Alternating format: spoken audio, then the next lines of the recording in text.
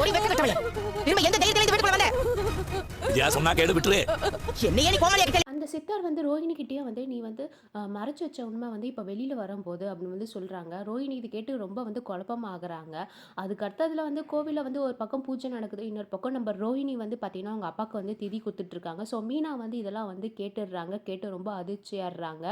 அதுக்கப்புறம் வந்து ரோஹிணி வந்து பார்த்தீங்கன்னா நான் ஏன் இப்படிலாம் பண்ணேன் அப்படின்னு வந்து சொல்லிட்டு எடுத்து சொல்கிறாங்க. தயவுசெய்து என் வாழ்க்கையை நீங்கள் தான் காப்பாற்றணும் அப்படின்னு வந்து சொல்கிறாங்க. அதுக்கப்புறம் வந்து பார்த்தீங்கன்னா நம்ம மீனா வந்து ரோஹிணிக்கு சப்போர்ட்டாக இருக்காங்க. ஸோ இந்த பக்கம் வந்து சித்தர் வந்து மீனா கிட்ட ஆல்ரெடி சொல்லியிருப்பாங்க, இங்கே இருக்காத போயிடு, பெரிய வாழ்க்கையில் ஒரு அடி விழப்போகுது அப்படின்னு வந்து சொல்லிட்டு. ஸோ ஏன் அப்படி வந்து சொல்லியிருப்பாங்கன்னா வந்து ஃப்யூச்சரில் வந்து விஜயாக்கு இந்த விஷயம் வந்து தெரியும் போது வந்து பார்த்திங்கன்னா நம்ம மீனாவும் தான் இதுக்கு சேர்ந்து கூட்டணி அப்படின்னு சொல்லிட்டு வந்து பார்த்திங்கன்னா அது மாதிரி சொல்லிடுறாங்க. ஸோ இதால் வந்து பார்த்திங்கன்னா விஜயா வந்து மீனா மேலே இன்னும் வந்து கோவமாக ஆவாங்க. ஸோ வெயிட் பண்ணியிருந்து பார்க்கலாம் என்ன ஆகுதுன்னு. தேங்க்யூ ஃபார் வாட்சிங்.